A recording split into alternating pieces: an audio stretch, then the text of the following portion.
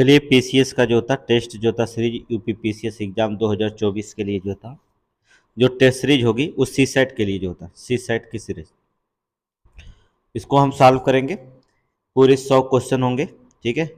2 घंटे का समय होगा, लेकिन सॉल्व करने में हम आपको बहुत स्पीड में 1 घंटे में जो था सॉल्व कर देंगे क्वेश्चन को।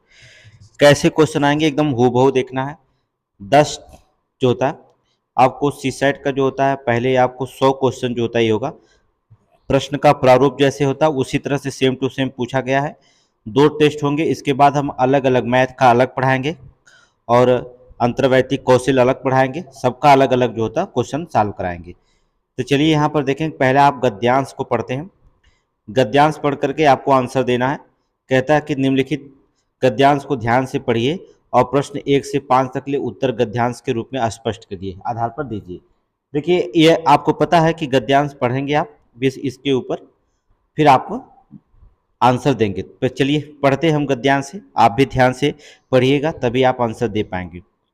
स्थूल एवं बाह्य पदार्थ सूक्ष्म एवं मानसिक पदार्थ के भावों की अपेक्षा अधिक महत्व है, ठीक है। जो स्थूल है मानसिक पदार्थों के भाव की अपेक्षा अधिक महत्व है, ये महत्व के विषय नहीं है, ठीक है।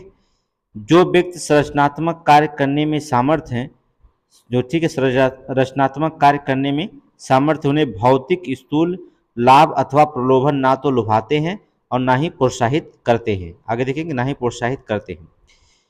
विश्व में विचारक 10 में से एक ही व्यक्ति होता है, उसमें भौतिक महत्वाकांक्षाएं अत्यल्प होती है। पूंजी के रचयिता कार्ल मार्क्स जीवन भर निर्धनता से जूझता रहा, ठीक है। कार्ल मार्क्स जो होता था पूंजी के रचयिता थे, लेकिन जीवन भर जो होता है निर्धन बने रहे। राज्य अधिकारियों ने सुकरात को मरवा डाला और वह जीवन के अंतिम क्षणों तक भी शांत रहे, क्योंकि वह अपने जीवन के लक्ष्य की भली भांति निर्वाह कर चुका था। यदि उसे पुरस्कृत किया जाता है, प्रतिष्ठा के अंबरों से लाद दिया जाता है, परंतु अपना काम ना करने दिया जाता है, तो निश्चय ही वह अनुभव करता है कि उसे कठोर रूप से दंडित किया गया है। ऐसे में अनेक अवसर आते हैं जब हमें बाहरी सुख सुविधाएं आकर्षित करती हैं और अच्छे जीवन के लिए अनिवार्य लगने लगती हैं, किंतु महत्वपूर्ण यह है कि क्या हमने जीवन उद्देश्य प्राप्त कर लिया है। यदि उसका उत्तर हाँ है तो बाह्य वस्तुओं का अभाव नहीं खुलेगा, ठीक है, नहीं खलेगा। जो बाह्य वस्तुएं होती हैं उनका अभाव नहीं खलेगा हमें। यदि नहीं तो हमें अपने को भटकने से बचाना होगा और लक्ष्य की ओर क्या करना होगा, आगे बढ़ना होगा। आप समझ गए होंगे। देखिए इस कथन को जो होता है, जो गद्यांश है, इस गद्यांश को जो होता है आप चाहे तो रोक करके पहले अच्छे से पढ़ लीजिए, चाहे आप कॉपी पे लोड कर लीजिए, चाहे स्क्रीनशॉट मार लीजिए, ठीक है, जो भी हो कर लीजिए। हम प्रश्न को आपको बताते हैं।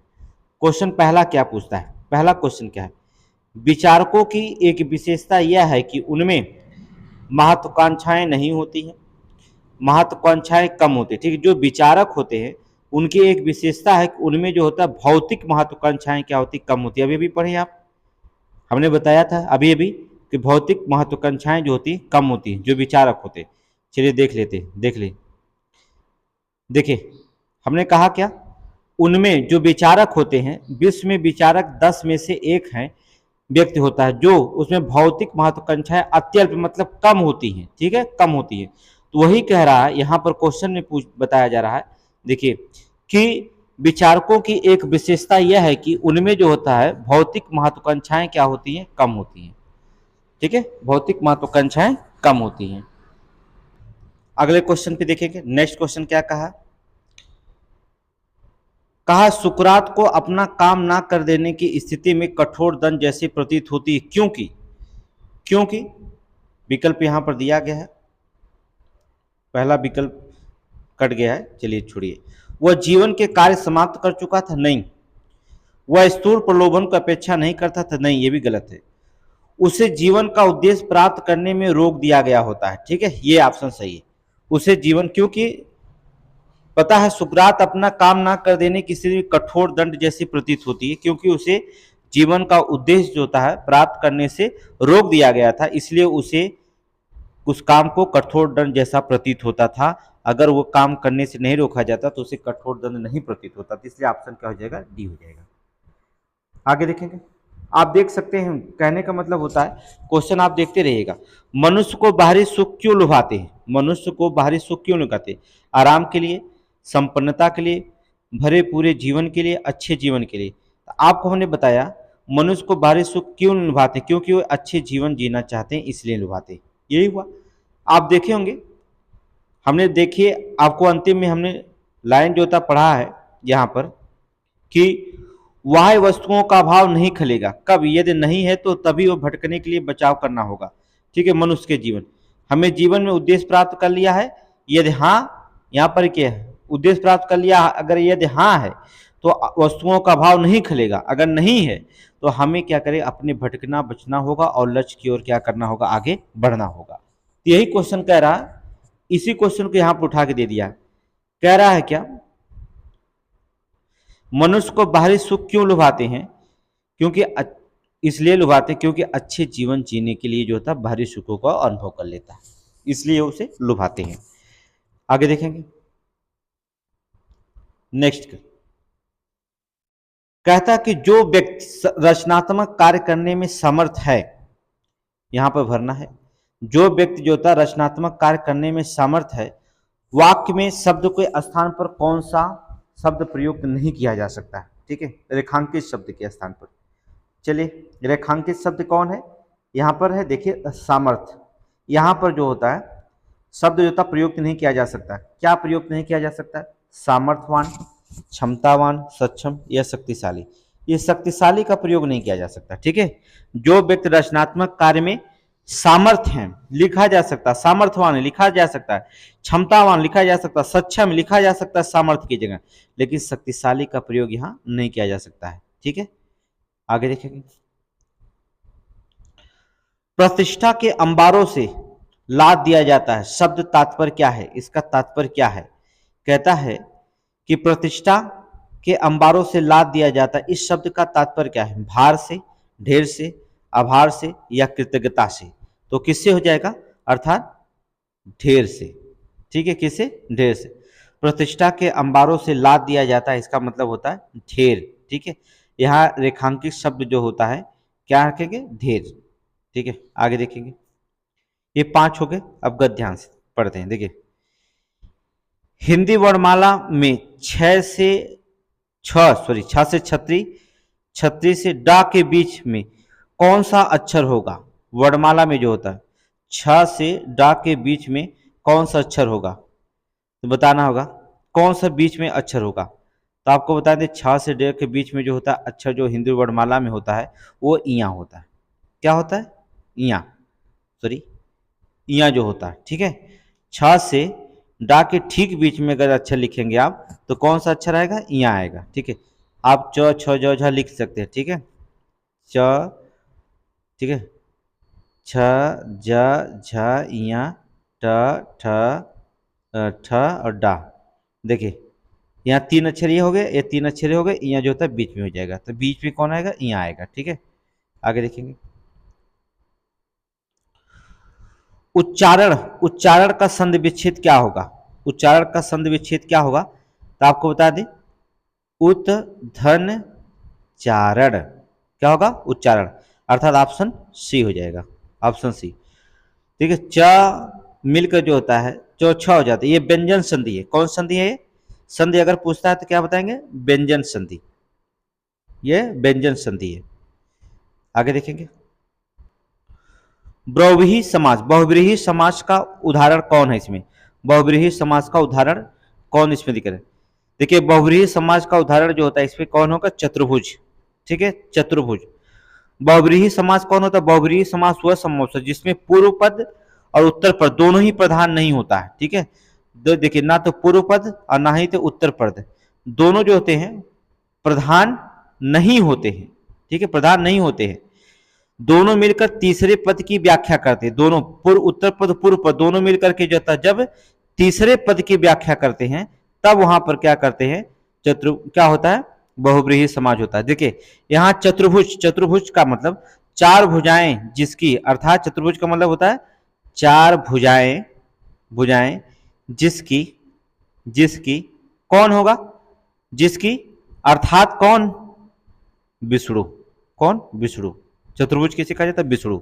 मतलब कि उत्तर पद और पूर्व प्रधान दोनों मिलकर जो होता है, जब तीसरे पद की व्याख्या करें तो उसे हम क्या कहेंगे, बहुव्रीहि समास कहते हैं।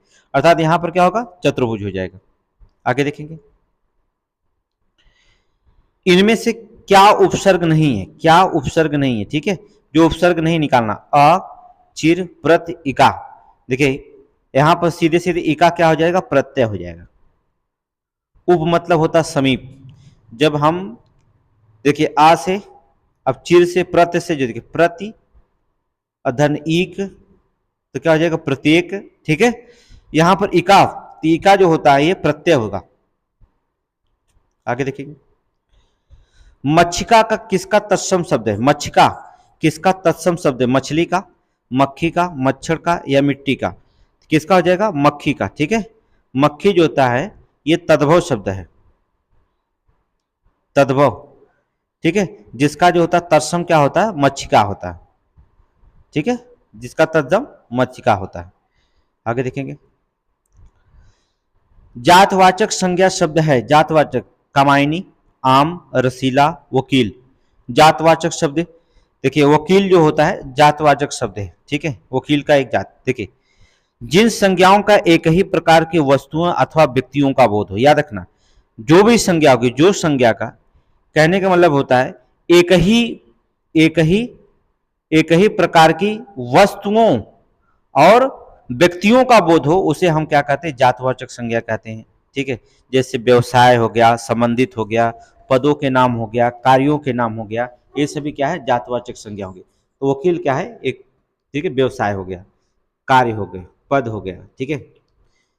हथियाना कौन सी क्रिया है, प्रेरणार्थक क्रिया, संयुक्त क्रिया, अनुकरणात्मक क्रिया, न तो प्रेरणार्थक है, न तो संयुक्त है, न तो अनुकरणात्मक है, ठीक है। ये जो होती क्रिया क्या होती है, ये नाम धातु की क्रिया होती है, क्या होती है, नाम धातु की क्रिया। आगे विकल्प में देखते हैं, हो सकता है विकल्प में हो, यहाँ पर देखिए नाम धातु की क्रिया, ठीक है, ये क्या होती है, नाम धातु की क्रिया होती है, ठीक है।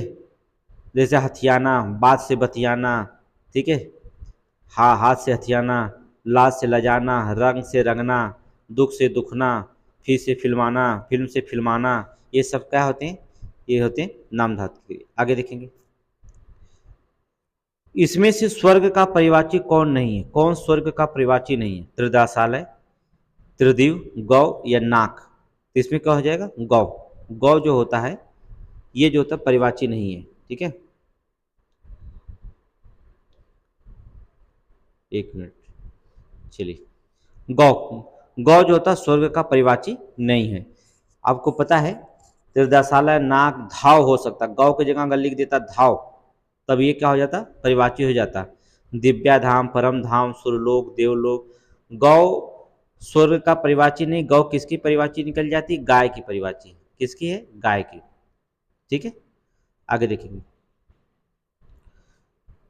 सकल और शकल का अर्थ क्या होता है, शकल का और शकल का अर्थ क्या होता है, ठीक है। देखिए एक सकल का मतलब होता है संपूर्ण, सकल न देख पाया काया, ठीक है, और एक सकल का अंश होता है अंश, ठीक है। एक सकल का अर्थ क्या होता है, संपूर्ण, एक सकल का अर्थ होता है संपूर्ण मतलब सारा, सकल का अर्थ अंश, अंश का मतलब कह सकते हैं टुकड़ा, इसे कह सकते हैं टुकड़ा, या कह सकते हैं एक सकल का अर्थ भाग या टुकड़ा, कुछ भी कह सकते हैं, ठीक है। तो ऑप्शन नंबर सी हो जाएगा।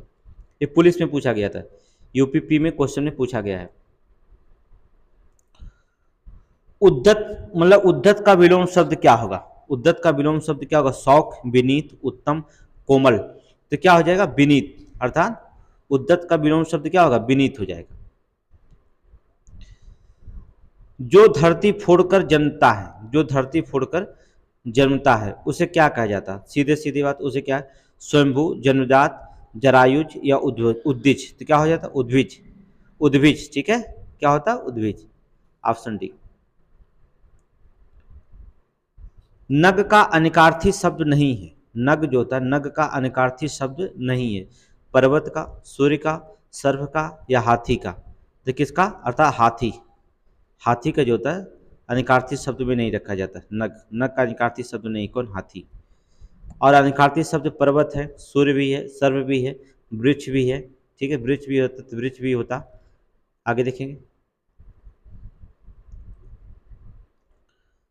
दिए गए शब्दों में शुद्ध वर्तनी वाला शब्द है, शुद्ध वर्तनी वाला शब्द है सर्वोत्तम।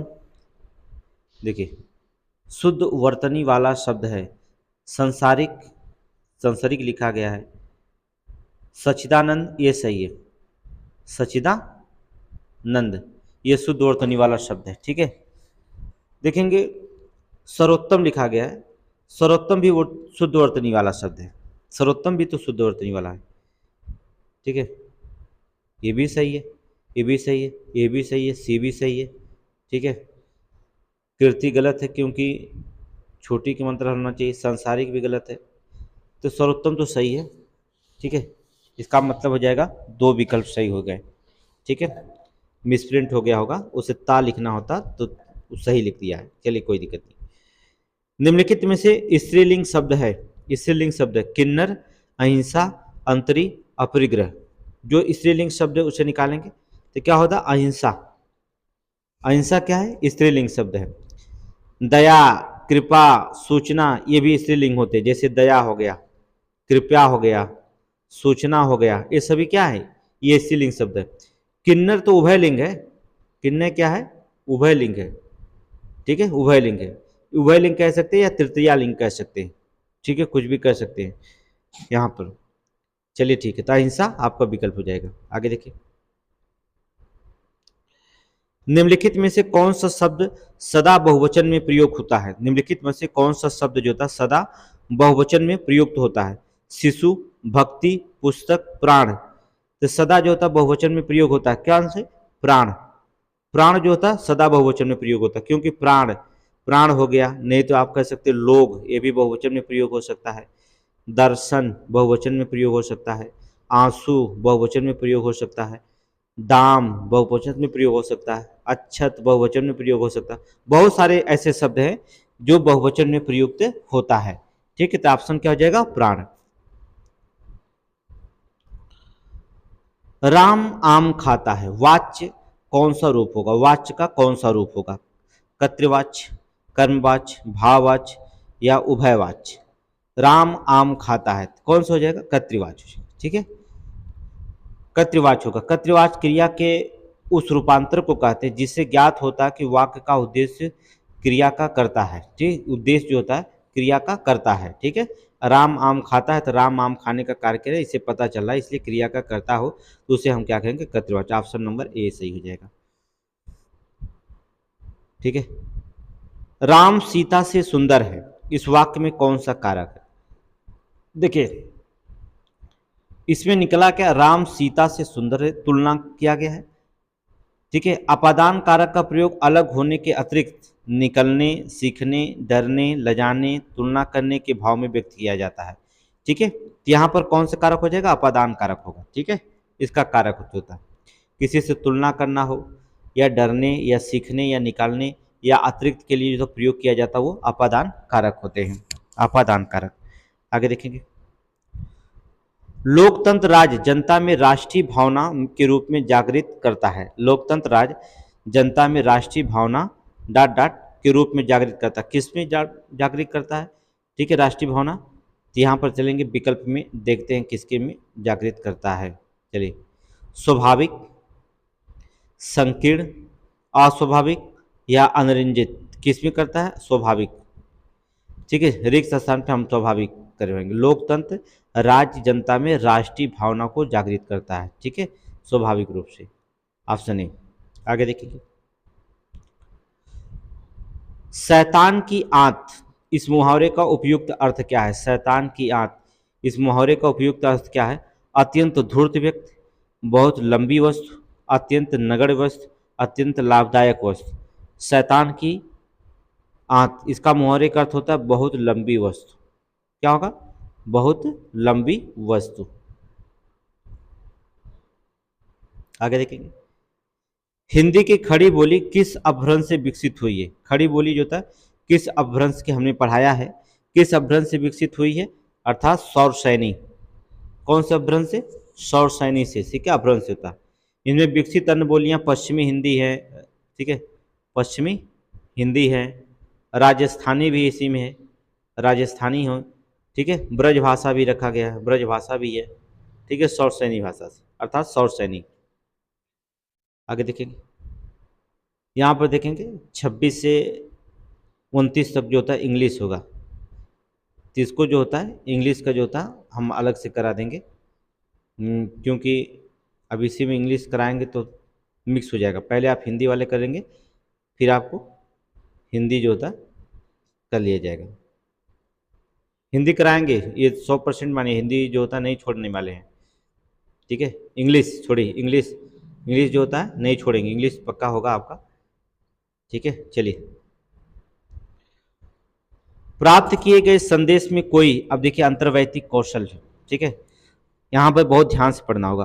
प्राप्त किए गए संदेश में कोई विचलनशीलता जिसका पूर्व कथन स्रोत पर नहीं किया जा सकता, विचलनशीलता जिसका पूर्व कथन स्रोत पर नहीं किया जा सकता था, गुणारोपित की जाती है। भ्रम पर गुणारोपित की जा सकती है, भ्रम पर, कोलाहल पर, अवरोध पर या अंतर जो अतार्किक चिंतन पर।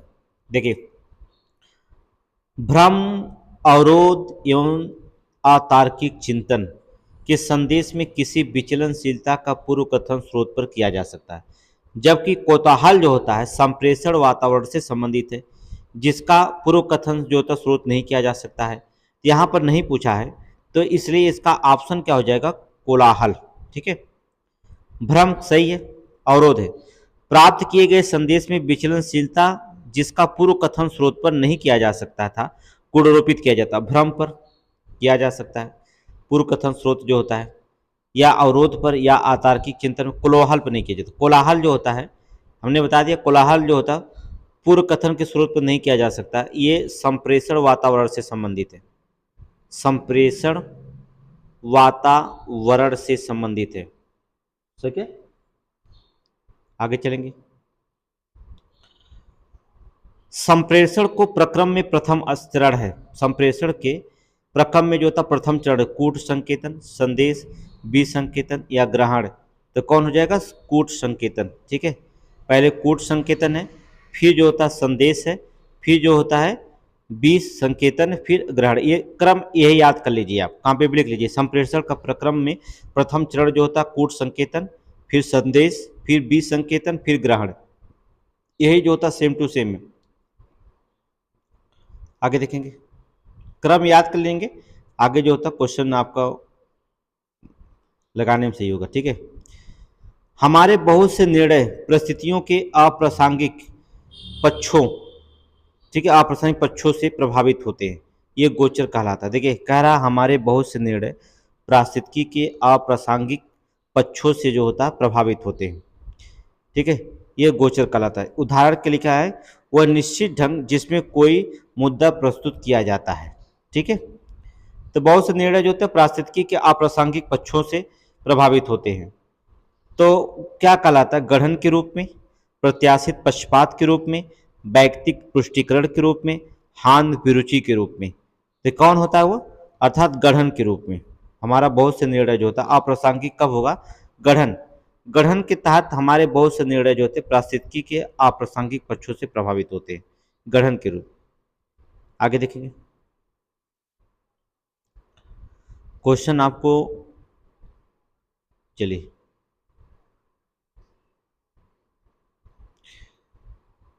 निम्नलिखित में विचार कीजिए। ए, मनोरंजन के लिए फिल्में अनिवार्य हैं, कारण आर में फिल्म मनोरंजन के लिए एकमात्र साधन। देखिए, फिल्म मनोरंजन का एकमात्र साधन नहीं हो सकता, मनोरंजन बहुत तरीके से हो सकता है, फिल्म की तरह थोड़ी होता। लोग फिल्म में आनंद लेते हैं, सही है। लोग नाटक नापसंद करते, ये भी गलत है, ऑप्शन दूसरा सही है। फिल्म में लोग आनंद लेते इसलिए देखते हैं, एकमात्र साधन तो है नहीं। नाटक नापसंद करते ऐसी कोई बात नहीं, नाटक बहुत लोग पसंद करते हैं, इसमें से ऐसा कथन में कहा नहीं गया, इसलिए ऑप्शन दूसरा जहां सही दिखा है वही मार दीजिएगा। केवल दो सही है, केवल दो सही है। आगे देखेंगे, बहुत सिंपल है, कोई दिक्कत नहीं। संदेश होता है, संदेश होता है एक सुस्पष्ट संकेत जो कोलाहल के स्तर से ऊपर हो संदेश, सही है। सुस्पष्ट संकेत जो कोलाहल से स्तर से ऊपर हो क्या हो, वो संदेश होता है। ये ऑप्शन ए सही है, ये बिल्कुल सही है। अस्पष्ट संकेत नहीं, ठीक है, गडमड उद्दीपक नहीं, उपयुक्त कोई नहीं, ऑप्शन ए है। आगे देखेंगे।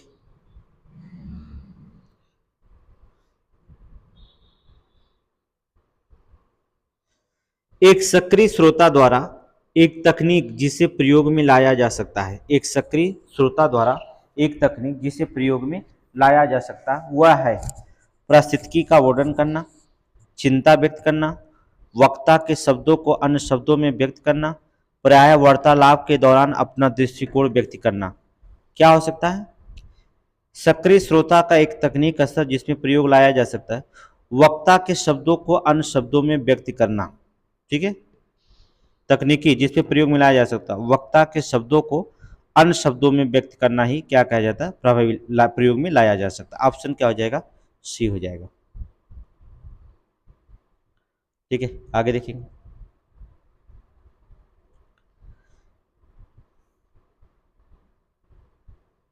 क्वेश्चन नंबर 46, निम्नलिखित घटनाओं पर विचार कीजिए और इस क्षेत्र की परिस्थिति अभी भी तनावपूर्ण नियंत्रण से बाहर है। विचार करना है, इस क्षेत्र की परिस्थिति जो परिस्थिति है अभी भी तनावपूर्ण तथा नियंत्रण से बाहर है। व्यक्तियों से अनुरोध है कि वो अपने घरों में रहें, ठीक है, व्यक्तियों से अनुरोध है कि वो अपने घरों में रहें। पूर्वानुमान आपको लगाना है, क्या लगाना? पूर्वानुमान। इसको हम पढ़ाएंगे। पूर्वानुमान को जो होता है, ये क्वेश्चन जो होता है आप लोगों को अच्छे से जो होता है पढ़ाएंगे। चलिए, लोग गंभीर घटनाएं घटी हैं, कुछ गंभीर घटनाएं घटी हैं, सही है। जब कभी गंभीर घटनाएं घटी हैं तभी तो कारण नियंत्रण से बाहर है। लोग दफ्तर में नहीं जाएंगे, ये गलत है। जल्दी ही स्थिति समान हो जाएगी, ये भी सही है। कहने का मतलब होता है दोनों सही है, 1-3 सही है, लेकिन दफ्तर नहीं जाएंगे ऐसा नहीं। दफ्तर नहीं जाएंगे लोग, तो लोग दफ्तर नहीं जाएंगे तो कार्य कैसे होगा? तो इसलिए जो होता है 1 और 3 क्या है? अंतर्निहित है।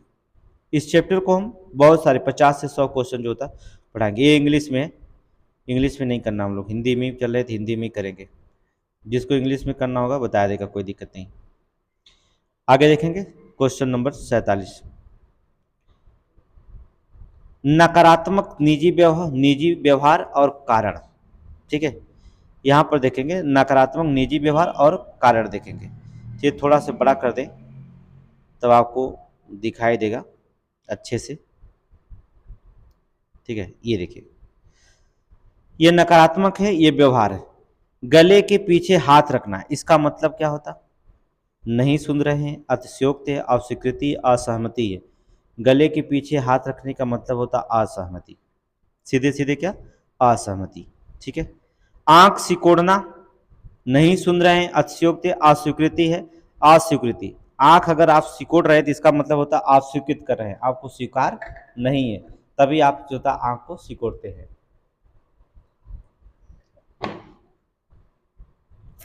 ना खिलाना, ना खिलाना का मतलब होता अतिशयोक्त। चश्मा उतारकर नीचे रखना मतलब नहीं सुन रहे हैं, ठीक है। अगर कोई अधिकारी चश्मा उठाकर नीचे रख दिया तो आपकी बातें नहीं सुन रहा है, ठीक है, तो क्या होगा? नहीं सुन रहे हैं। तो ठीक है, तो आप समझ गए 4 3 2 1 का ऑप्शन जहां मिले वो आपका आंसर होगा। ऑप्शन ए मार दिए, 4 3 2 1। चलिए अगला देखेंगे क्या कहता है। निर्णय लेने की एक संख्यात्मक तकनीक, निर्णय लेने की एक संख्यात्मक तकनीक है जो निर्णय पथों के संपूर्ण संभावित विकल्प को दर्शाता है, ये कहलाता है। जो होता है निर्णय पथों के संपूर्ण जो होता है संभावित विकल्प दर्शाती है, वो क्या कहलाती है? कह रहा निर्णय लेने की एक संख्यात्मक तकनीक है जो निर्णय पथों के संपूर्ण संभावित विकल्प को दर्शाती है, क्या कहलाती है? डेल्फी तकनीक, एक निर्णय क्रम, मस्तिष्की झंझायन या भुगतान विश्लेषण, क्या कहलाता है? एक निर्णय क्रम, ठीक है, एक निर्णय क्रम कहलाता है। ठीक है, नृत्य अत्यंत परिष्कृत और कलात्मक स्वरूप है। जो नृत्य है अत्यंत परिष्कृत और कलात्मक स्वरूप है। अशाब्दिक संप्रेषण का, शाब्दिक संप्रेषण का, शाब्दिक एवं अशाब्दिक दोनों संप्रेषण का या भाषा का जो नृत्य होता है परिष्कृत और कलात्मक स्वरूप है, किसका है आपको बताना है। तो किसका है?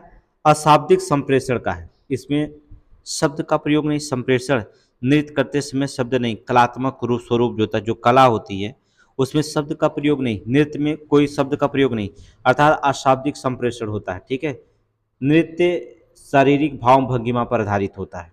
अशाब्दिक संप्रेषण जो होता है अत्यंत परिष्कृत और कलात्मक स्वरूप होता है। ठीक है, ये ऑप्शन ए हो जाएगा। आगे देखेंगे, यहां पर थोड़ा से क्वेश्चन पढ़िए, थोड़ा बड़ा है। आप एक जिले के सुपर, पुलिस सुपर जो होता है मतलब एसपी है, ठीक है, सुपरिटेंडेंट है, सुपरिटेंडेंट है, एसपी है। आपके पास एक महिला अपने ससुराल के पक्ष के द्वारा की जाने वाली घरेलू हिंसा के संबंध में आपके पास आती है। राजनीतिक दबाव के कारण उसकी शिकायत स्थानीय थाने में दर्ज नहीं हुई है। ठीक है, थाने में जो होता है दर्ज नहीं हुई है। ईएसपी के रूप में आप संबंध थाने से इसकी पुष्टि भी कर लेते हैं। इस स्थिति में आप महिला, आपकी पहली प्राथमिकता क्या होगी? ठीक है, कोई महिला आती है पीड़ित, थाने में रिपोर्ट नहीं दर्ज करता है, आप जो होता है इसका थाने के जो होता है इंचार्ज से जो होता है पता भी लगा लेते हैं, तो आप ऐसी स्थिति में महिला के साथ क्या करेंगे आप बताना। ठीक है, पहला विकल्प है महिला को राष्ट्रीय महिला आयोग के पास जाने को कहेंगे क्योंकि शिकायत दर्ज करना कठिन होगा। गलत, आप एसपी हैं तो कैसे कैसे कठिन होगा, कुछ भी आपके लिए कठिन नहीं है। ठीक है, अगला, आपको शारीरिक चोट की चिकित्सा रिपोर्ट लाने को कहेंगे। गलत, ससुराल को पक्ष को बुलाएंगे और उनसे कहेंगे कि महिला को चोट ना पहुंचाएं, ऐसा नहीं। थाने के अधिकारी को कहेंगे कि चिकित्सा परीक्षण उपरांत उसका केस दर्ज करें, ये ऑप्शन सही। आप क्या करेंगे थाने पे, क्या कहेंगे आप बताएंगे कि चिकित्सा परीक्षण कराएं और उसके उपरांत उस पर क्या करें, उसका केस दर्ज करें। एसपी के रूप में कार्य आपका यही है। आगे देखेंगे, नेक्स्ट बहुत इंपॉर्टेंट है। संचार वह साधन है जो बहुत सारे आदाताओं को एक स्रोत से एक साथ सूचना प्रसारित करता है, कहलाता है क्या? कह संचार का वह साधन, कौन सा साधन वो होगा पता नहीं, आपको ढूंढना है। वह साधन जो बहुत सारे आदाताओं को एक स्रोत से एक साथ सूचना प्रसारित करता है। एक साथ सूचना, अंतः समूह संप्रेषण, जन संप्रेषण, अंतर्वैयक्तिक संप्रेषण या अंतर्वैयक्तिक संप्रेषण। देखिए, ना तो अंतर्वैयक्तिक, ना तो अंतर्वैयक्तिक, ना तो जन संप्रेषण के द्वारा, बल्कि अंतः समूह प्रसेषण, अंतः समूह संप्रेषण के द्वारा जो होता है ये सूचना प्रसारित करता है। ठीक है, ये एक साथ जो होता है, एक साथ कह दिया तो समूह, एक साथ कह दिया क्या समूह, अर्थात ऑप्शन ए हो जाएगा। आगे देखेंगे, निम्नलिखित में से कौन सी संरचनात्मक संज्ञानात्मक प्रक्रिया के उस समय घटित होती है जब व्यक्ति कलात्मक, साहित्यिक, वैज्ञानिक अथवा व्यवहारिक समस्याओं के विभिन्न संभावित साधनों पर स्वतंत्र रूप से विचार करता है, स्वतंत्र रूप से विचार करता है। देखिए, कहला निम्नलिखित में से कौन सी संज्ञानात्मक प्रक्रियाएं उस समय घटित होती हैं। ठीक है, संज्ञानात्मक प्रक्रिया उस समय घटित जब व्यक्ति कलात्मक, साहित्यिक, वैज्ञानिक अथवा व्यवहारिक समस्याओं के विभिन्न संभावित समाधानों पर स्वतंत्र रूप से विचार करता हो, स्वतंत्र रूप से विचार करता हो। स्वतः शोध चिंतन, ऐसा नहीं हो सकता। सृजनात्मक चिंतन नहीं। अवसारी चिंतन, देखिए ये सही नहीं है। अवसारी, अपसारी चिंतन करता हो, क्या करता हो अपसारी चिंतन में, ऑप्शन डी सही हो जाएगा।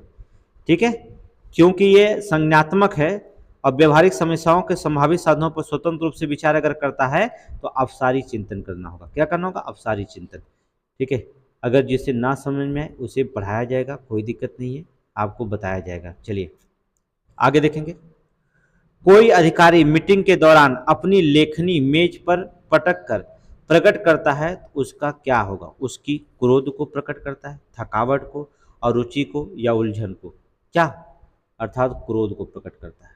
ठीक है, अगर कोई अधिकारी मीटिंग के दौरान अपनी लेखनी मेज पर पटक कर क्या कर सकता है, अगर लेखनी पटकता है तो क्या करता है, अर्थात वो अपने क्रोध को क्या करता, प्रकट करता है। क्या करता है, क्रोध को प्रकट करता है। आगे देखेंगे।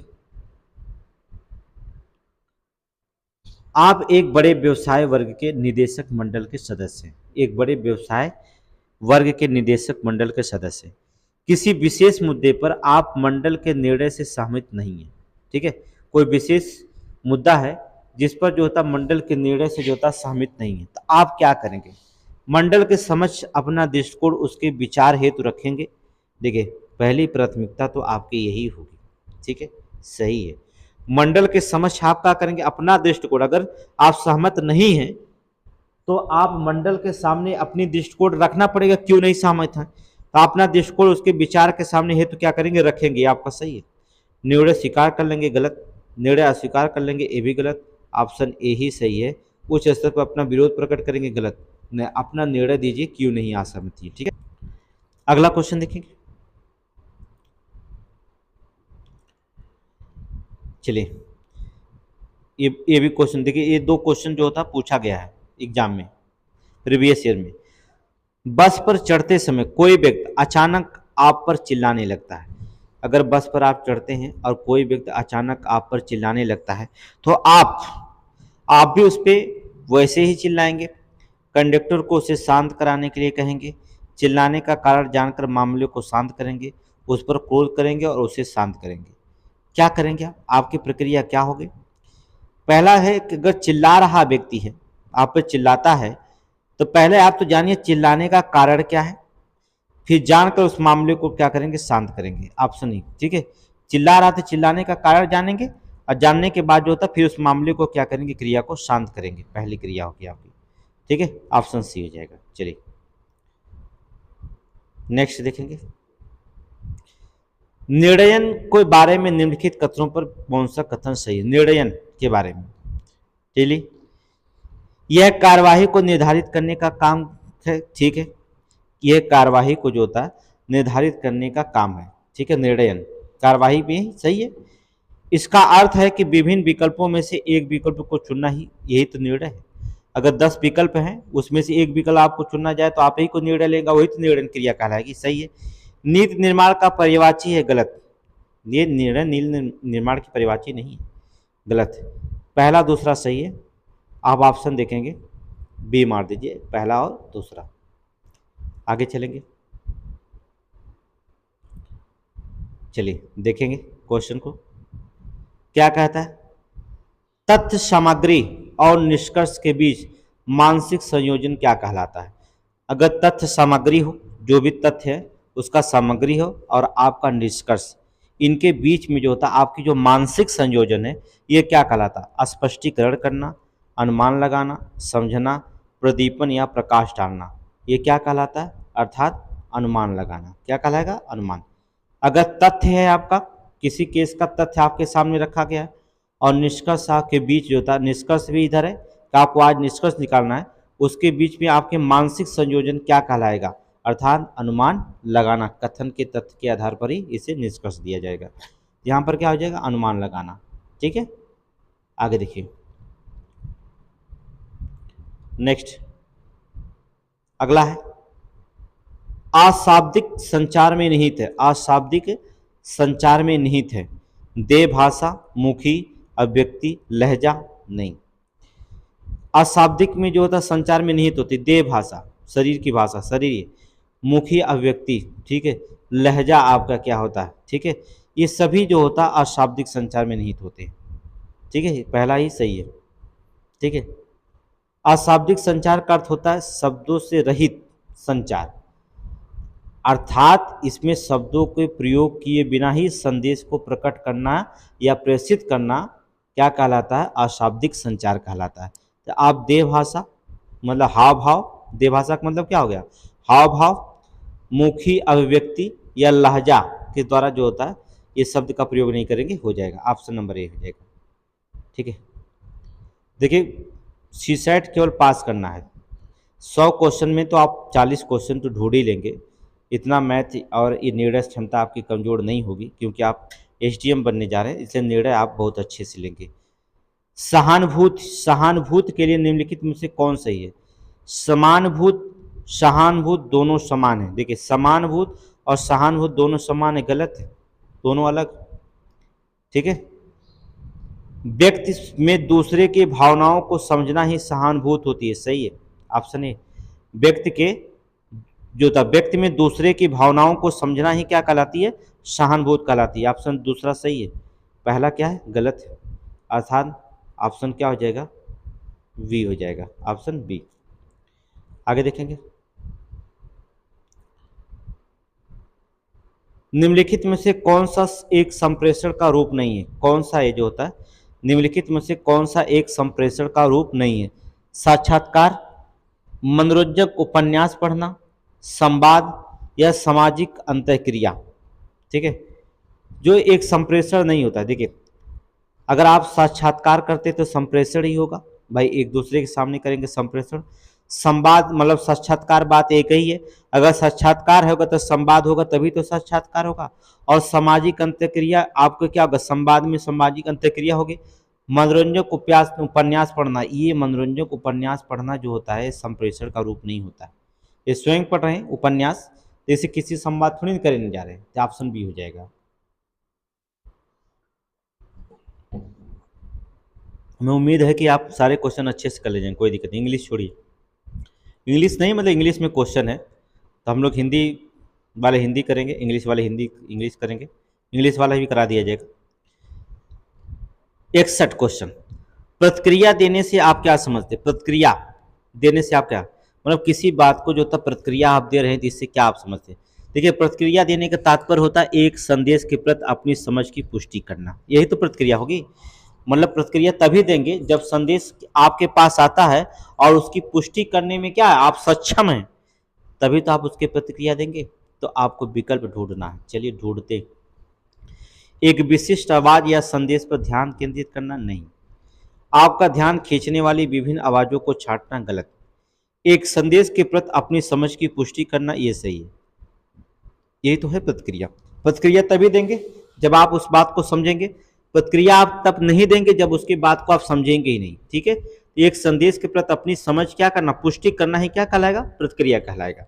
ठीक है, देखिए 9 बजे जो होता है, कल जो होता है अर्थात 13 सितंबर को आपको 9 बजे अंतर्वैयक्तिक कौशल का जो था ऑनलाइन क्लास में आपसे मिलेंगे, यहीं पर आप डिस्कशन होगा हमारे आपके।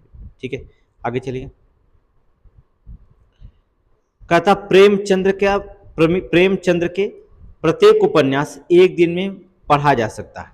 प्रेमचंद्र का प्रत्येक उपन्यास एक दिन में पढ़ा जा सकता है, इसलिए प्रेमचंद्र के सभी उपन्यास एक दिन में पढ़े जा सकते हैं। इसमें निहित तर्क दोष क्या है? विग्रह का, संग्रह का, आत्मश्रय का, उपयुक्त में कोई नहीं। देखिए इसमें किसका? इसमें संग्रह का। ठीक है, संग्रह का।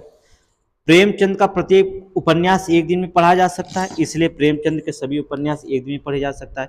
इसमें संग्रह तर्क दोष है, क्योंकि उपन्यास में एक दिन में तो पढ़ा जा सकता है, लेकिन सभी उपन्यास प्रेमचंद के हैं, इसलिए एक दिन में पढ़ा जा सकता है। ठीक है, क्वेश्चन तो ही बात है, ऐसा संभव है क्योंकि ये तार्किकीकरण किया गया है, ये अनावश्यक यहाँ तार्किकीकरण किया गया, क्योंकि अगर वो कह रहा है प्रेमचंद के प्रत्येक उपन्यास एक दिन में पढ़े जा सकते हैं, इसलिए प्रेमचंद के सभी उपन्यास एक दिन में पढ़े जा सकते, बात तो एक ही कहा गया, तो इसका मतलब होगा इसमें संग्रह की बात करता है।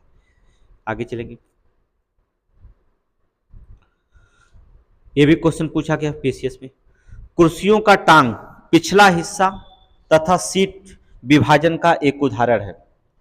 जो कुर्सियों का टांग है और पिछला हिस्सा जो होता और सीट जिस पर बैठते हैं, ये विभाजन का एक उदाहरण है। तार्किक विभाजन, भौतिकी विभाजन, मिश्रित या आध्यात्मिक विभाजन, ये जो होता है भौतिकी विभाजन है। क्या होता है? भौतिकी विभाजन। देखिए कुर्सियों का टांग ये क्या क्रिया करेगी? ये सीट जो होता है भौतिकी विभाजन है। भौतिकी अर्थात जो भौतिक सुख सुविधाओं के अनुसार ही कुर्सियां बनाई गई है ना, ये भौतिक विभाजन ही कहलाएंगे। ठीक है, आगे देखिए। भारतीयों का अमीर, गरीब, बुद्धिमान तथा मंदबुद्धि में विभाजन का एक उदाहरण है। अमीर, गरीब, बुद्धिमान और मंदबुद्धि में विभाजन एक उदाहरण है। मिश्रित विभाजन का, भौतिकी विभाजन का, आध्यात्मिक विभाजन का या तार्किक विभाजन का, ये किसका हो जाएगा? मिश्रित विभाजन का। ठीक है। अमीर, गरीब, बुद्धिमान, मंद बुद्धि में विभाजन क्या क्या होता है? मिश्रित विभाजन का है। ठीक है, ऑप्शन ए हो जाएगा मिश्रित विभाजन। ठीक है, जिसको समझ में आएगा वो बताएगा, कोई दिक्कत नहीं। अब यहाँ से हम देखिए मैथ, मैं आप मैथ को शॉर्टकट में बता दूंगा। कह रहा एक कक्षा में 30 छात्र हैं, उनका औसत अंक 58.5 है। आप क्या करेंगे, 58 को 30 की गुणा करेंगे तो 30 छात्रों का कुल औसत अंक निकल जाएगा। ठीक है, फिर आगे देखेंगे, इससे ज्ञात होता है कि 75 अंक को, किसको, 75 अंक को 57 लिख दिया गया था, तो शुद्ध औसत अंक क्या है? कुछ नहीं करना है आपको, 58.5 है 30 छात्रों का, 75 लिख दिया गया है कितनी जगह पर? 57 की जगह पर। ठीक है, तो माइनस कर दीजिएगा 57, 75 की जगह क्या करिएगा, यहाँ बराबर नहीं, माइनस करिएगा 57 कर दीजिएगा, घटा दीजिएगा। तो आप इसमें जब आप गुणा करेंगे तो जीरो हटा दीजिए, दशमलव हट जाएगा, तो यह हो जाएगा 1755 अब प्लस 75 में से 57 घटा दिए 18 बराबर 1773। ये 1773 ये कुल अंक आया, कुल अंक आया कितने छात्रों का? 30 छात्रों का। आप इसमें 30 का भाग दीजिए। चलिए, जब आप 1773 में 30 का भाग देंगे तब आपका आंसर आएगा, जीरो बढ़ाएंगे 3 एकम 3, 3 9 27, 3 5 15, 59.1। ऑप्शन नंबर डी मारिए, ऑप्शन नंबर डी, बस ये आंसर हो गया। एकदम सिंपल क्वेश्चन, कोई दिक्कत नहीं है। ठीक है, आगे देखिए क्या है क्वेश्चन, पढ़ते हैं, आंसर देखने की क्या जरूरत है, बस आप समझिएगा। मैं आपको बता रहा हूं 50 लोगों के लिए एक समूह में 35 लोग हिंदी बोलते हैं, 25 लोग जो होता है हिंदी और अंग्रेजी दोनों बोलते हैं। अब दिमाग लगाइएगा कि 25 लोग जो होता है हिंदी, ये एक मैप बना रहे हैं आपको, जैसे मान लीजिए ये मैप है, ये मान लीजिए आपका हिंदी है और ये मान लीजिए आपका इंग्लिश है। इसमें 25 लोग हिंदी और इंग्लिश दोनों बोलते हैं, तो इसमें 25 रखेंगे, बीच वाले में क्या होगा 25 हो जाएगा। इसमें 10 लोग बचेंगे, 50 अगर इसमें लिखेंगे 35 लोग जो होता है हिंदी बोलते हैं, इसका मतलब 10 लोग हिंदी बोलते हैं, 25 लोग दोनों बोलते हैं, 25 10 35, और इसमें मान लिया x। अब इन सभी को जोड़ दीजिए, 10 प्लस 25 प्लस x बराबर टोटल 50। ठीक है, तो x बराबर 25 10 35, 50 में से 35 चला गया तो कितना बचा? 15। ठीक है, तो इसमें अंग्रेजी बोलने वालों की संख्या कितनी निकल गई? 15, अर्थात ऑप्शन नंबर क्या हो जाएगा? सी, 15। मैथ का क्लास चलेगा, मैथ का क्लास में आपको दिया जाएगा क्वेश्चन, अभी तो ऐसे ही बता दिया जा रहा, लेकिन मैथ पढ़ाएंगे आपको, सभी क्वेश्चन जो होता है मैथ का सॉल्व कराएंगे। अब देखिए यहाँ पर हम समीकरण बना देते हैं और समीकरण में हल करके आपको सिर्फ आंसर बता देंगे।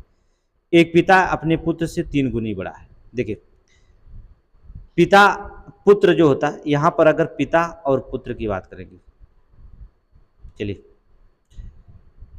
पुत्र और पिता, पुत्र अगर 1 साल का है तो पिता कितना? 3x का। 5 वर्ष के बाद आय दोगुनी हो जाती, 5 वर्ष बाद मिलते हैं, तो 5 वर्ष पिता की बढ़ेगा तो 5 वर्ष पुत्र की भी बढ़ेगा। जो होता है कह रहा है पिता की आय दोगुनी हो जाती, पुत्र की आय से 5 गुनी हो जाती है। तो ठीक है, तो पुत्र में 5 गुनी कर दिए, पिता की 5 गुनी हो जाती, पुत्र की 2 गुनी होती, पिता में 2 का गुणा कर दीजिए। बस कुछ नहीं करना, x प्लस 5 में 5 का गुणा करिएगा, 3x प्लस 5 में 2 का गुणा करिएगा, एक कोष्टक में बाहर से गुणा करिएगा, तब आपका x की वैल्यू आएगी। x की वैल्यू तब निकलेगी कितना? 15। x की वैल्यू 15 है, तो x आपके पुत्र का उम्र 15 साल है, पुत्र का, तो उसका पिता 3 गुना है तो उसका हो जाएगा 45 साल। कितना हो जाएगा? 45। तो आपका रेशियो बनेगा 15 और 45 का, ऑप्शन होगा डी। ठीक है, सारे मैथ लगवाएंगे। क्या कहता है? वह छोटी सी धनात्मक पूर्णांक संख्या जिसे 4 5 8 6 से भाग देने पर शेषफल 3 बचे और परंतु 9 से भाग देने पर कोई शेषफल ना बचे। इसका मतलब आप क्या करेंगे, 4 5 8 और 6 का लासा लेंगे। जब आप एलसीएम लेंगे, एलसीएम होगा आपका कितना पता है? 120 एलसीएम आता ही है, और शेष जो था 2 बचे। आप देखें क्या करें, एलसीएम भी इसमें क्या करेंगे, 2 से भाग देंगे, और प्लस 3 इसमें जोड़ देंगे, आपके आएगा 243। ठीक है, अब ये 243 आएगा, तो ऑप्शन क्या मिलेंगे आप, अर्थात 243। ठीक है, 243 हो जाएगा।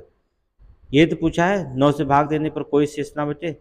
ठीक है, देखिए अब अगर आपको मैथ नहीं आता तो कह रहा 4, 5, 6, 8 से भाग देने पर शेषफल 3 बचता है। इसका आप लासा ले लीजिएगा, अगर 120 आता है, अगर इसमें आप 4 का भाग देंगे, 4 3 12 भाग देते हैं, तो उसमें शेषफल 3 बचे, उसमें 3 120 में 3 जोड़ दीजिएगा, सीधे सीधी बात है। ठीक है, 120 है, 120 अगर इसमें नहीं है तो जाहिर सी बात इसका दोगुना करिएगा, 143, 243 हो जाएगा। ठीक है, 243 हो जाएगा, क्योंकि 9 से भाग दे दीजिएगा, तो 9 से भाग देने पर कोई शेष। अब यहाँ पर अगर आप भाग देते हैं 243 में 9 से भाग देते हैं तो 9 दूना होता है 18, अब बचेगा कितना, 6 और 3, 9 7 63, कोई बचा ही नहीं, इसमें बचा नहीं, बचा ना, तो 9 से भाग दीजिए तो पूरे पूरे कट गया। अगर आप इसी 243 में जो होता है, अगर 4 का भाग दीजिएंगे आप, तो 4 6 का 24, 3 शेष बच रहा है। 5 से भाग देंगे तब भी जो होता है, अगर 5 से देंगे, 5 चौक को 20, 5 8 40, तभी आपका कितना 3 शेष बचेगा। 6 से भाग देंगे, 6 चौक को 24, तभी 3 शेष, 8 3 24, तभी 3 शेष। आपको लगाने के लासा जरूरत नहीं, विकल्प में भाग दे करके आप 3 शेष, अब 9 से भाग देने पर कोई शेष ना बचे, आप आराम से आंसर निकाल सकते हैं। ठीक है, इसमें जो होता कुछ भी नहीं करना है। चलिए आगे देखिए,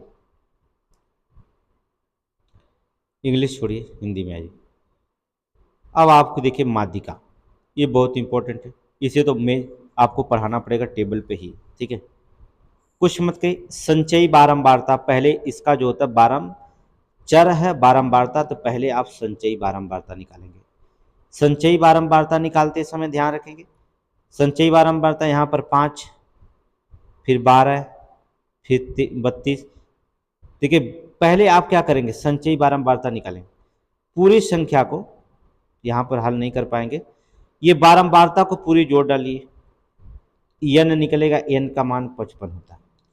अब इसकी माध्यिका जब निकालेंगे, जो माध्यिका बीच की संख्या निकालेंगे, तो n + 1/2 होता है, 2वां पद होता है, तो 55 प्लस 1 जोड़ेंगे तो 56 का 2वां पद अगर निकालेंगे तो 2 दूना 4 और 2 3 23 हो जाएगा। क्या हो जाएगा, 32 दूना 64, अर्थात 2वां पद निकालेंगे, तो यहाँ पर 2वां पद निकलेगा, जितना आएगा 23वां पद कहाँ से चला जाएगा, अर्थात किसके बीच में हो जाएगा, 28वां पद आएगा। तो ठीक है, 28 दूना 56, 28वां पद आएगा संचयी बारंबारता, तो 28वां पद है किसमें, 28वां आपका पद जो निकलेगा, संचयी बारंबारता निकालने के बाद ही निकलेंगे, पहले बात है ना, संचयी बारंबारता निकालेंगे तभी निकालेंगे, पहले आप संचयी बारंबारता निकालिएगा। पहले हम इसको जो होता है टेबल यहाँ पर नहीं बता पाएंगे, क्योंकि यहाँ पर नहीं, पूरा आपको आंसर बता रहे हैं, इसकी माध्यिका 14 आएगी आंसर में, आपको हम बताएंगे पूरे अच्छी तरह से जो होता है।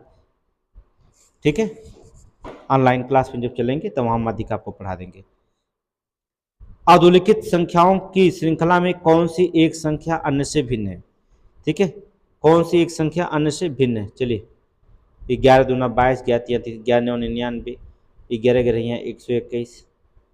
ठीक है, 11 से कटेगा, 11 दूना 22, ये नहीं कटेगा, सी, ऑप्शन सी, सभी 11 से विभाज्य है, 279 नहीं है। ठीक है, अन्य से भिन्न होगी।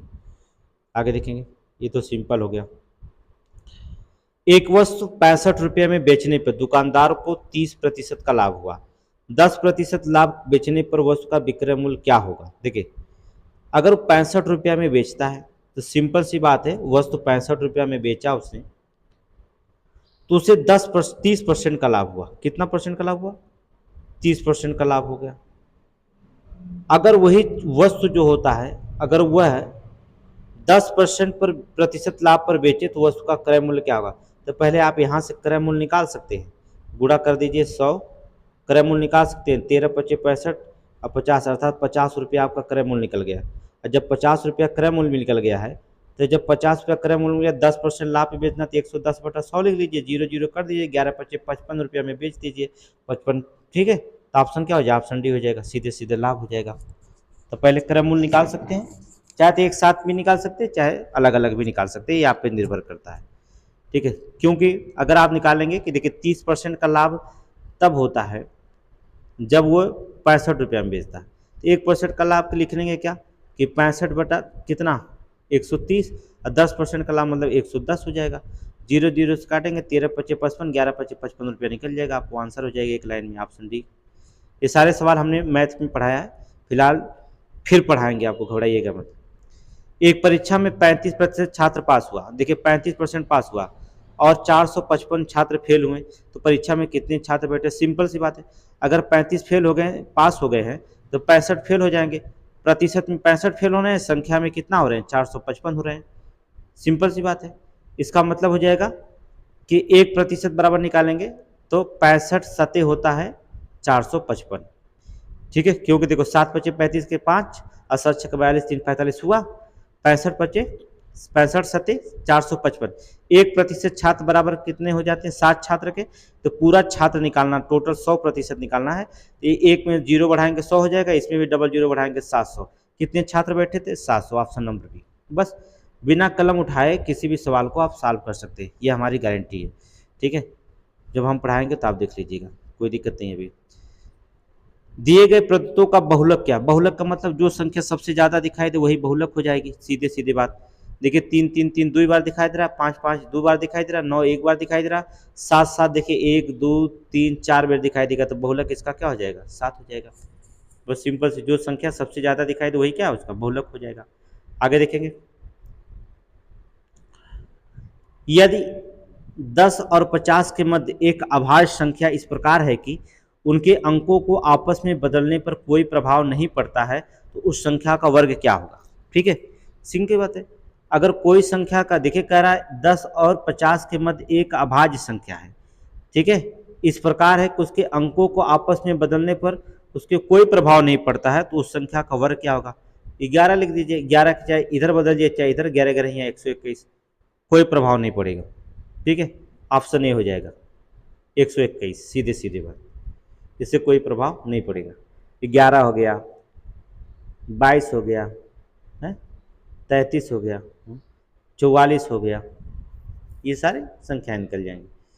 आप निकालेंगे तो इसमें 11 का वर्ग पहला होगा 121, उपयुक्त 11 निकालेंगे हम आंसर।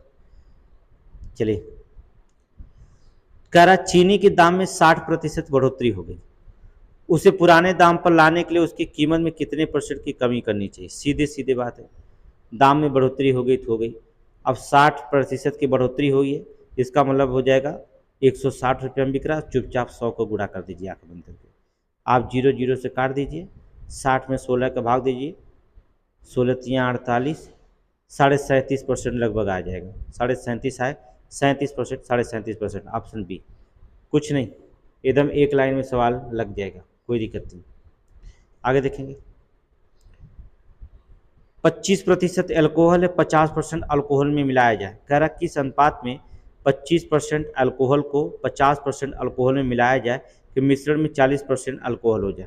कुछ नहीं करना है, ये अल्कोहल है और ये अल्कोहल है, 25% है 50% है, मिलाना है 40% करना, बस इसे अनुपात। 25 में से 40 चला गया, कितना बचा? 10, और इसको 25 में से निकल गया, चला गया कितना? 15, 5 दूना 10, 5 3 15, 2 अनुपात 3 अनुपात में मिला दो, आंसर आ जाएगा ऑप्शन 2 अनुपात 3, ऑप्शन सी। ठीक है, ऑप्शन सी। समझ रहे होंगे तो अच्छी बात है, नहीं समझ रहे होंगे तो कोई बात नहीं है, और भी अच्छी होगा कि हम आपको पढ़ाएंगे, घबराइएगा। 2 बेलनों की त्रिज्याएं 2 अनुपात 3 के अनुपात में तथा उनकी ऊंचाइयां 5 अनुपात 3 के अनुपात में, तो उनके आयतनों का अनुपात, आयतनों में क्या करिए? अनुपात ज्ञात करेंगे। ठीक है, देखिए आयतनों में अनुपात, देखिए यहाँ पर 2 बेलन की त्रिज्या अर्थात पाई आर स्क्वायर एच अपान पाई आर स्क्वायर एच भी होगा। अब यहाँ सिर्फ त्रिज्या की बात कर रहा है, कुछ नहीं करना है। अनुपात है इसका 2 है, इसका 3 है, तो यहाँ पर सीधे सीधे यहाँ 3 है, यहाँ 2 है, तो इसको अगर हम निकालेंगे 2 दूना 4 हो जाएगा और 3 त्रिक 9 हो जाएगा। आप क्या करेंगे? 9 में 5, 4 में 5 का गुणा करेंगे तो 5 चौक को 20 और 3 त्रिक 9, 9 त्रिक 27 हो जाएगा। सीधे सीधे निकालेंगे। ये इसका वर्ग कर दीजिए, अर्थात 4 और इसका वर्ग कर दिए 3 3 9 हो गया, त्रिज्या हो गई इसका, क्योंकि आर स्क्वायर त्रिज्या होता है। ऊंचाई जो होता है पाई आर स्क्वायर एच है ना, तो त्रिज्या क्या करेंगे, वर्ग है, एच तो वही रहेगा, एच आप इसका 5 हो जाएगा, इसका 3 ही रहेगा, इसका गुणा करेंगे आप आपस में, तो इसका हो जाएगा 5 चौक को 20, इसका हो जाएगा 9 3 27, अर्थात 20:27, ऑप्शन नंबर बी। ऐसे सवाल के लिए क्या है, कुछ नहीं है, एकदम आसान है क्वेश्चन, ठीक है।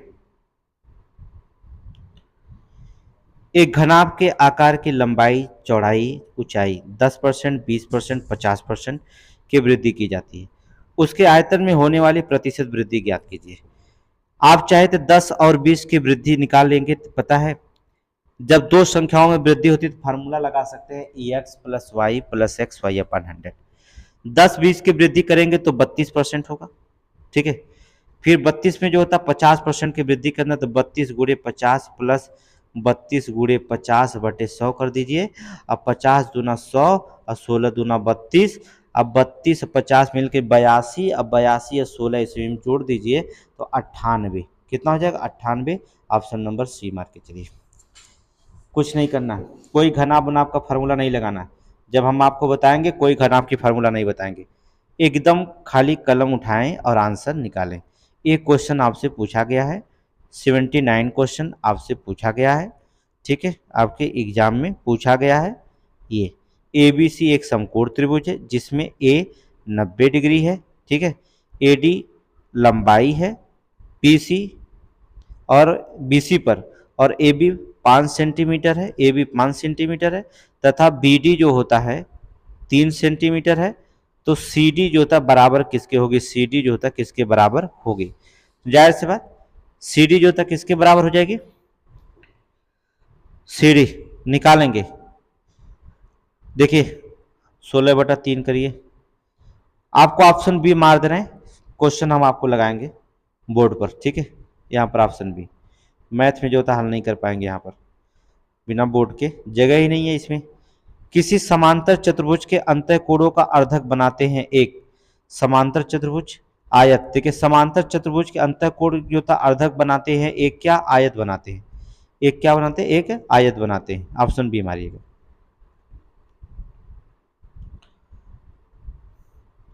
इसे आरोही क्रम में लिखना है, ठीक है, आरोही क्रम में। आपको एक उपाय बता दें, आप 8 में 3 का भाग दीजिएगा, 3 में 8 का भाग दीजिएगा, 5 में 3 में 5 का भाग दीजिएगा, 3 में 2 में 3 का भाग दीजिए, 1 में 2 का भाग दीजिए, फिर आप क्रम देखेंगे, सबसे बड़ी संख्या जो लिखेंगे और वही सबसे छोटी संख्या जो रहेगी उसको लिखेंगे, फिर उसे लिखेंगे, फिर उसको लिखेंगे, फिर उसको लिखेंगे, ऑप्शन नंबर ए आपका आंसर हो जाएगा, ठीक है, ऑप्शन ए, ठीक है। भिन्न का आरोही क्रम, जिसका हर भिन्न से ज्यादा बड़ा हो वो सबसे छोटी संख्या होती है। अब देखेंगे बहुत अंतर है, यहाँ पर देखेंगे सबसे ज्यादा अंतर है ना 5 का अंतर है, यहाँ पर 1 का अंतर है, यहाँ पर जो होता है 2 का अंतर है, यहाँ पर देखें 3 का अंतर है, तो यहाँ पर जिसका हर सबसे बड़ा हो, ठीक है, हर से कई गुना, वो खुद ही जो होता है सबसे छोटी भिन्न होती है।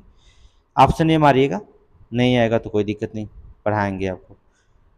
इसको क्या करेंगे, ये तो बहुत आसान है, A/3 B, A/3 बराबर B/4 C/4, आप कुछ करिएगा मत, ठीक है, आप क्या करिएगा, A का मान रखिएगा यहाँ 3 रख दीजिएगा, B की जगह 4 रख दीजिएगा, C की जगह कितना रख दीजिएगा 7 लिख दीजिएगा, तो 7 4 11, 11 3 मिलकर कितना होगा 14, और C की जगह 7 है और 14 में 7 का भाग दीजिएगा, 7 दूना 14, आंसर आ जाएगा 2, आंसर हो गया खत्म, ठीक है, कुछ करिएगा मत, बस ये आंसर हो गया। ये बकवास सवाल होता है, बिना कलम उठाए लगा सकते। 36 किलोमीटर प्रति घंटा की चाल से 120 मीटर लंबी रेलगाड़ी चल रही है, 132 मीटर लंबे पुल को पार करने में कितना समय लगेगी, जाहिर सी बात है, देखिए पुल को पार कर रही है तो जाहिर सी बात है रेलगाड़ी की लंबाई पुल की लंबाई दोनों को जोड़ेंगे तो 242 मीटर हो जाएगा, क्योंकि दोनों जुड़ेगी, और जो होता है ये किलोमीटर में है और ये मीटर में है, तो इसको परिवर्तन करेंगे 36 किलोमीटर को जो होता है जब मीटर प्रति सेकंड में परिवर्तन करेंगे तो 5/18 से गुणा करेंगे, 18 दूना 36 और 5 दूना 10, इसकी चाल हो जाएगी 10 मीटर प्रति सेकंड की चाल से भागेगी। अब भाग दे देंगे 42 में 10.5 से भाग देंगे तो जाहिर सी बात है ये 10 से भाग देंगे तो एक अंक पे दशमलव लग जाएगा, 24.2 मीटर पर सेकंड की चाल हो जाएगी इसकी, क्योंकि दूरी बटा समय, चाल बराबर दूरी बटा समय। तो यहाँ हो जाएगा ऑप्शन नंबर बी आपका आंसर हो जाएगा, लगाने की जरूरत नहीं पड़ी, खुद ही आंसर निकल गया। मैथ आपको मैजिक की तरह पढ़ाएंगे, एकदम आसान की तरह। दो संख्याएं 5:6 के अनुपात में यदि दोनों में 8 घटा दिया जाए तो 4:5 के अनुपात में हो जाती है। संख्याएं ज्ञात करिए। आप चाहे 5x और 6x आप चाहे तो समीकरण बना सकते हैं। 5x माइनस करिएगा 8x और 6x माइनस 8 घटा दीजिए बराबर 4:5। इस तरह त्रिय गुणा कर दीजिए, x की वैल्यू निकल जाएगी, जो x की वैल्यू निकलेगी वही आपका आंसर होगा। ऑप्शन नंबर ए मार दीजिएगा, ठीक है। समीकरण बना दिए, अब तो लगाना आ गया ना। 5x माइनस 8, 6x माइनस 8 बराबर 4/5, त्रिय गुणा करके आप x की वैल्यू निकाल लीजिएगा, ठीक है।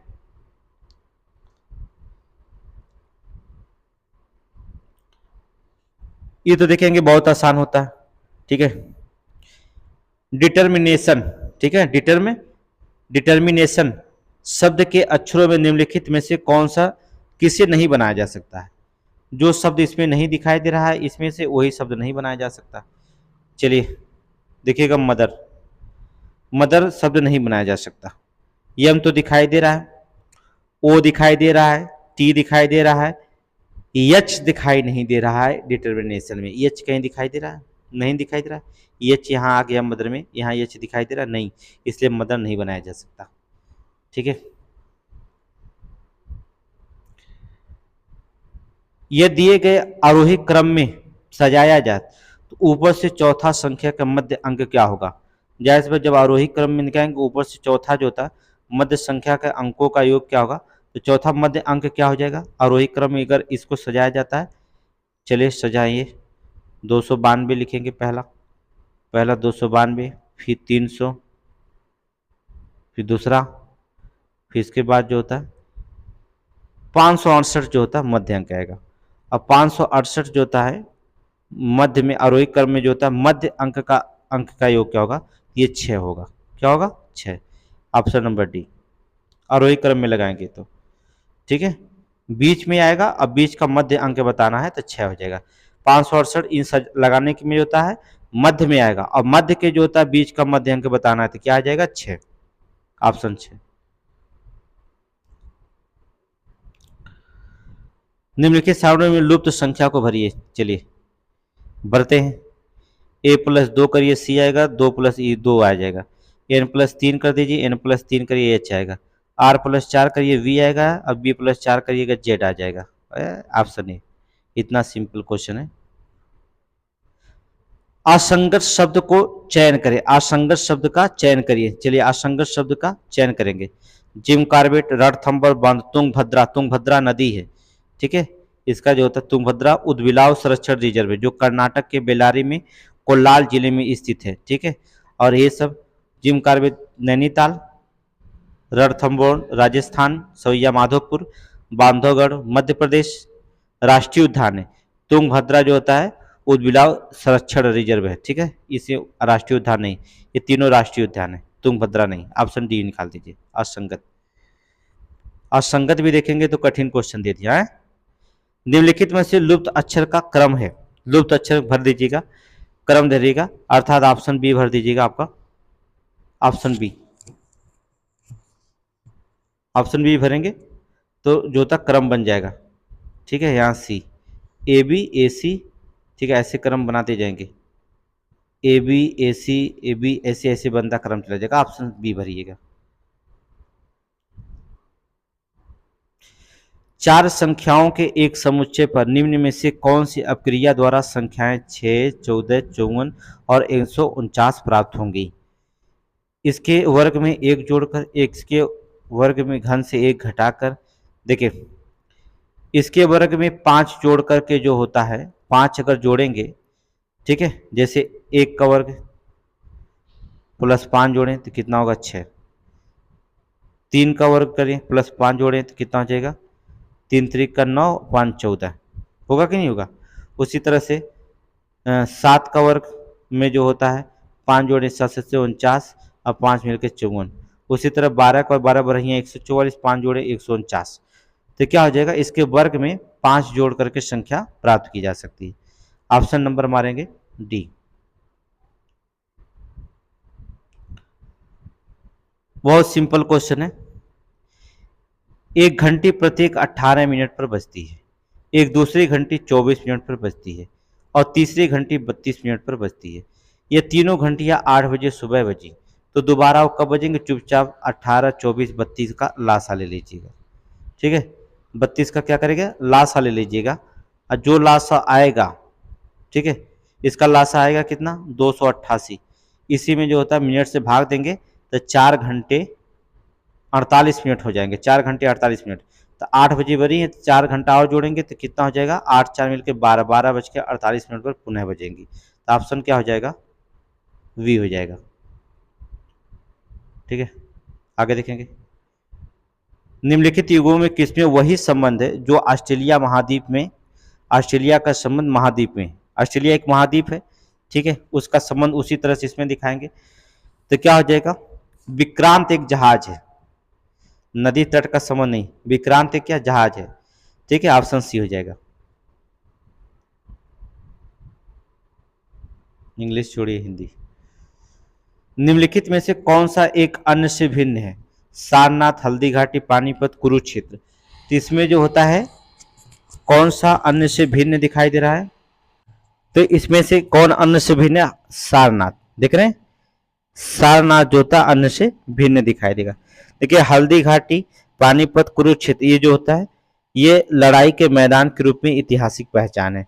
सारनाथ जो होता है बौद्धिक स्थलों के रूप में पहचान है, क्या, बौद्धिक स्थल के रूप में जो होता है इसकी पहचान है, इसलिए ये ऑप्शन अलग हो जाएगा।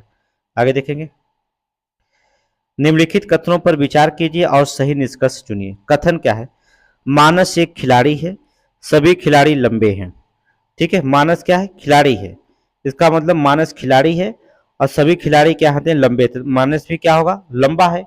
ठीक है, अगर खिलाड़ी है तो लंबा ही होगा। ठीक है, तो क्या होगा, ऑप्शन ए निकालेंगे, मानस लंबा है, ऑप्शन ए सही है। मानस एक खिलाड़ी अगर है तो सभी खिलाड़ी लंबे है, तो मानस खिलाड़ी, तो मानस लंबा ही होगा, तो ऑप्शन क्या हो जाएगा, ए ऑप्शन सही है। जंगल में जानवरों को मारने के लिए बाघ को नुकीले पंजे की आवश्यकता होती है। जंगल में जानवरों को मारने के लिए बाघ को नुकीले पंजे की आवश्यकता होती है। निश्चय सत्य है, शायद सत्य है, शायद गलत है, या निश्चय सत्य है। तो आपको क्या इसको मारेंगे, निश्चय ही सत्य है। ठीक है, ये पंजे से ही पकड़ते, पहले पंजे से मारते तब खाते हैं। ठीक है, आगे देखेंगे। इसका ऑप्शन बता दे रहे हैं, ये बहुत सिंपल क्वेश्चन है। ठीक है, इस पे संख्या एक एक लिख लीजिएगा, इस पर एक एक संख्या लिख लीजिएगा। फिर जो होता है जी, जो शब्द लिखा गया जी तीसरे अक्षर पे, तीसरे अक्षर पे 3 है तो 3 लिखिएगा। आर देखिए कितने अक्षर पे, आर यहाँ दूसरे अक्षर पे, यहाँ 8 है तो 8 लिखिएगा, 3 8। इसी तरह संख्या निकाल लेंगे तो ऑप्शन नंबर डी आपका आंसर हो जाएगा। नहीं डी नहीं, ऑप्शन नंबर ए आपका आंसर हो जाएगा। ठीक है, ये बहुत आसान होता है, छोटे छोटे बच्चों वाला सवाल है।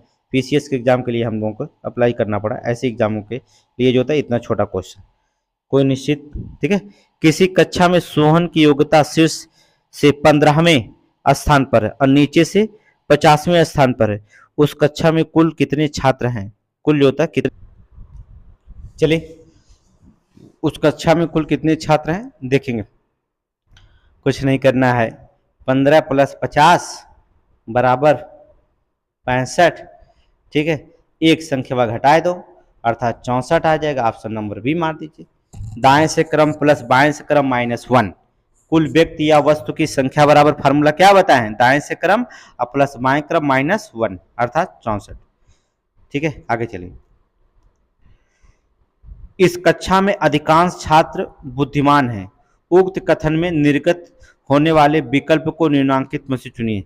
करा इस कक्षा में अधिकांश छात्र बुद्धिमान हैं, कोई भी ऐसा छात्र नहीं जो विद्वान ना हो, गलत। कुछ ऐसे छात्र जो काम बुद्धिमान है, ऐसी बात नहीं कही गई है। सभी छात्र बुद्धिमान है नहीं, अधिकांश। कुछ छात्र बुद्धिमान है, ये सही है। अधिकांश का मतलब कुछ छात्र, ठीक है, कुछ छात्र जो होता है बुद्धिमान है, ठीक है, और ये सब गलत है। ऑप्शन डी मारिए। आगे देखेंगे, एक वृत्त जिसमें त्रिज्य खंड निम्नलिखित परिणामों को निरूपित करता है, क्या कहा जाता है? एक वृत्त है जिसमें त्रिज्य खंड जो होता है विभिन्न परिणामों को निरूपित करता है, तो क्या कहा जाता है? आयत चित्र, बारहमारता बहुभुज, पाई चार्ट या घटक दंड चार्ट। तो क्या कहलाता है? पाई चार्ट कहलाता है, ठीक है। त्रिज्य खंड विभिन्न परिणामों को निरूपित करता है, तो क्या कहलाता है? Pie chart. ऑप्शन सी हो जाएगा, पाई चार्ट कहलाता है। लुप्त संख्या को निकालिए, क्या दिक्कत है? ठीक है, लुप्त संख्या इसमें क्या हो जाएगा? चलिए, 1 5 22 3 2 5, ठीक है। चलिए सी मार दीजिए, ऑप्शन सी 10। क्या भराएगा यहाँ पर? 10 भराएगा, ठीक है। क्या हो जाएगा? 10 हो जाएगा। एकदम सिंपल क्वेश्चन है, कोई दिक्कत नहीं। 3 त्रिका 9 और प्लस 1 बराबर 10, सही है। 3 गुणे 3, 3 त्रिका 9, 1 10, सही है। 22 है तो 67 भरा है, तो 22 तियाँ 66 और 66 एक मिल करके कितना हो जाएगा? 67। 5 3 15, 15 एक मिल के 16, ठीक है, सब सही है, अर्थात यहाँ 10 भराएगा। अब चलिए देखिए, हमने आपको 100 क्वेश्चन कर लिया, इंग्लिश छोड़कर 15 क्वेश्चन को, ठीक है। अब आपको सी सेट के लिए जो होता है, आप हमारे चैनल पे अगर नए हैं तो आप हमसे जुड़िए। आपको जो होता है सी सेट का कम से कम नहीं तो 30 प्रैक्टिस सेट तो हम करा देंगे, और हम अलग अलग मैथ का अलग पढ़ाएंगे आपको, रीजनिंग का अलग पढ़ाएंगे, और जैसे 100 क्वेश्चन हमने सभी मिक्स करके जैसे क्वेश्चन पेपर में पूछा जाता है हमने इसको ये तो पढ़ाएंगे ही, प्लस जो होता है अलग अलग मैथ का अलग अलग कोर्स भी जो होता है हम इसमें पढ़ाएंगे, रीजनिंग का भी अलग अलग हम बोर्ड पे पढ़ाएंगे आपको, ठीक है। ये जो होता भरने की बात है इसकी हम चर्चा करेंगे, ठीक है। ये सारे क्वेश्चन हम अलग से कराए जाएंगे। तो हमारे चैनल पर अगर आप नए हैं तो आप इसे हमारे वीडियो को शेयर करिएगा, ठीक है, और लाइक कर दीजिएगा, ठीक है। और अच्छे लगे तो कमेंट भी आप कर सकते हैं, लेकिन जो होता है ज़्यादा से ज़्यादा आप जुड़िए।